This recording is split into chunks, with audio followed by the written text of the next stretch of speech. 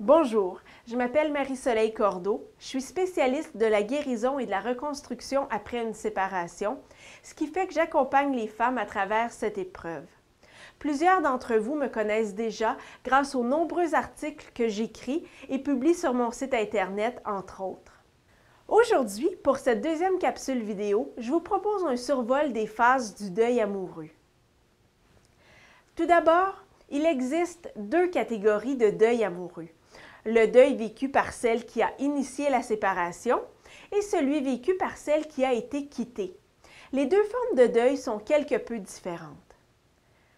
Pour la femme qui prend la décision de quitter son conjoint, habituellement la décision est prise au terme d'une longue réflexion, ce qui fait que le processus de deuil s'enclenche avant même l'annonce de la séparation. Par contre, si vous êtes celle qui a été quittée, vous venez de subir un rejet. Quelqu'un ne veut plus de vous. Donc, en plus d'avoir à vivre la douleur de la perte, vous devez assumer les blessures causées par le rejet. Ces blessures sont souvent infligées à l'estime de soi et à la confiance en soi, parce que si on vous rejette, c'est sûrement parce que vous n'avez plus de valeur aux yeux de l'être aimé. Enfin, ce n'est pas la réalité de ce qui se passe, mais plutôt comment vous vous sentez. C'est donc plus spécifiquement sur cette forme de deuil que je porterai mon attention. Je vous présente ici les 5 étapes basées sur les travaux de Susan Anderson, qui, depuis 25 ans, est thérapeute spécialisée dans l'aide aux personnes en deuil ou aux prises avec un abandon ou un renoncement amoureux. J'aime beaucoup les présenter de cette façon-là, car ça correspond effectivement à ce que j'observe dans ma propre pratique. Je trouve important de vous présenter ces étapes, car mieux comprendre ce que vous allez éprouver tout au long de votre deuil pourra, je l'espère, vous aider à réduire vos peurs et mieux comprendre vos émotions. Voici donc un bref survol de ces 5 étapes. La première étape s'appelle la dévastation. C'est l'étape du choc, l'étape la plus difficile en termes de souffrance. La souffrance ressentie y est extrême et vous avez l'impression qu'elle sera là pour toujours. Tout d'abord, vous ne croyez pas à ce qui vous arrive. Vous avez l'impression de vivre un horrible cauchemar. Vous êtes en panique. Vous pouvez aussi avoir l'impression que votre vie n'a plus de valeur, qu'elle vient de perdre tout son sens et vous doutez de votre capacité à passer au travers. Vous êtes littéralement à terre et vous vous demandez où vous allez puiser la force de vous relever. Ne perdez pas de vue que tout ceci est strictement temporaire. C'est au cours de cette étape que vous allez ressentir le plus de symptômes physiques comme nausées, vomissements, perte d'appétit, troubles du sommeil, etc. Ils sont dus à votre cerveau qui capte ce qui vous arrive comme une menace à votre survie. Il met donc tout votre corps en état d'alerte de la même façon que si vous étiez poursuivi par des loups affamés.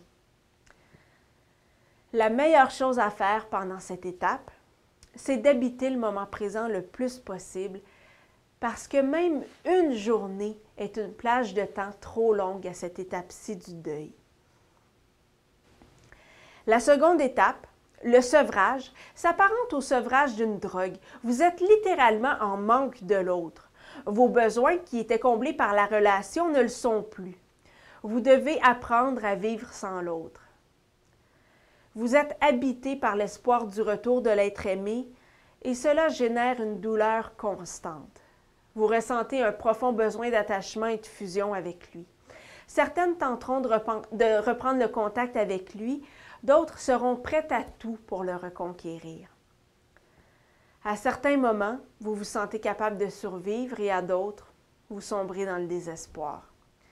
Pendant cette phase, votre défi consiste à apprendre et accepter de vivre sans l'autre. L'étape suivante, qu'on appelle l'étape d'intériorisation, est unique au deuil amoureux. Pendant cette phase, vous idéalisez votre ex-conjoint, vous accumulez les regrets et les doutes. C'est la phase des « j'aurais dû faire ci, j'aurais pu faire ça ». Vous êtes l'objet de votre propre colère. Pendant cette phase, vos exigences d'affection et de soutien de la part de vos proches se montrent bien souvent irréalistes. Vous défoulez sur eux la colère envers votre ex-conjoint, car la défouler directement sur lui pourrait nuire à vos chances, si minimes soient-elles, de le reconquérir. Votre estime de vous est dévastée. La honte que vous éprouvez d'avoir été rejeté vous incite à vous isoler et à garder vos émotions à l'intérieur. Vous vous dévaluez et votre isolement devient la preuve que vous ne méritez pas d'être aimé.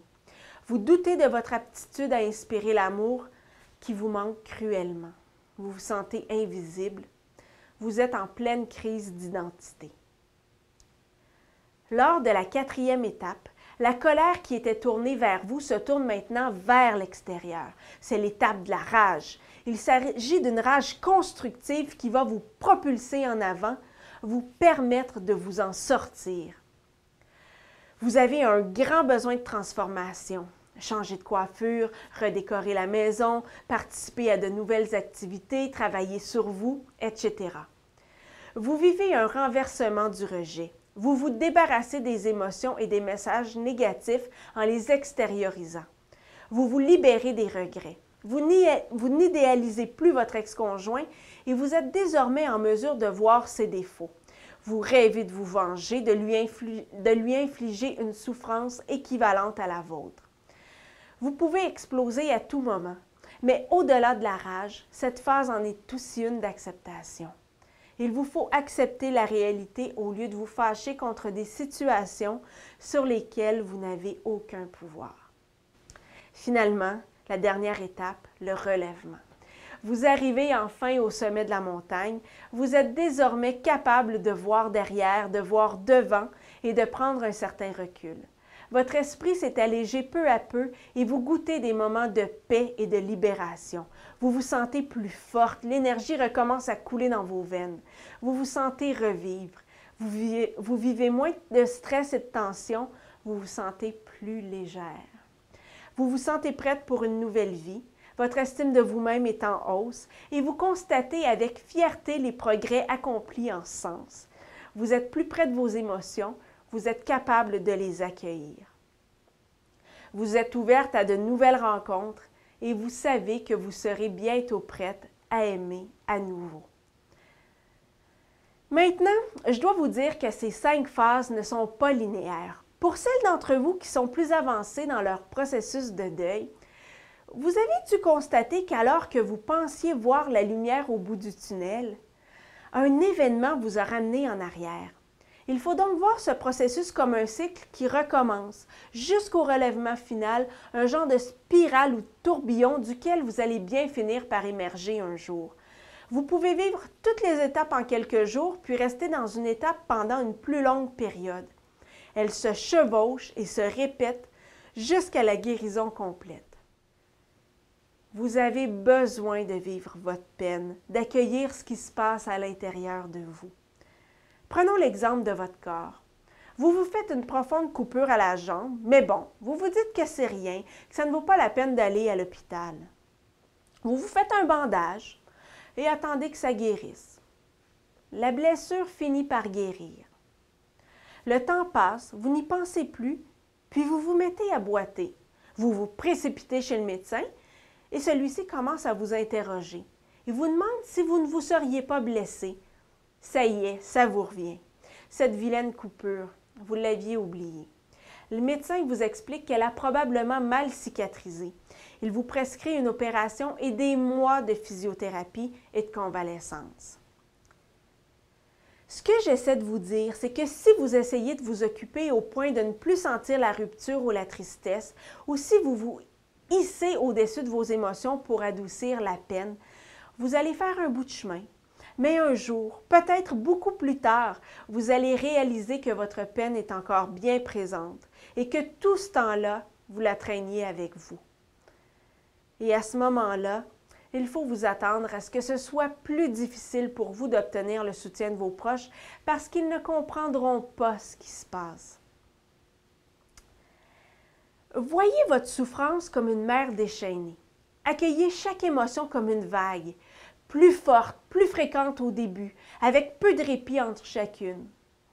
Puis au fur et à mesure que votre deuil progresse, de moins en moins forte, avec des instants de répit plus grands entre chacune d'elles, jusqu'au calme après la tempête. Si vous voulez vous reconstruire, si vous voulez un jour laisser votre peine derrière vous, si vous voulez retrouver votre joie de vivre, vous devez tout d'abord faire face à la douleur. Je vous laisse méditer là-dessus et je vous retrouve prochainement dans une autre capsule.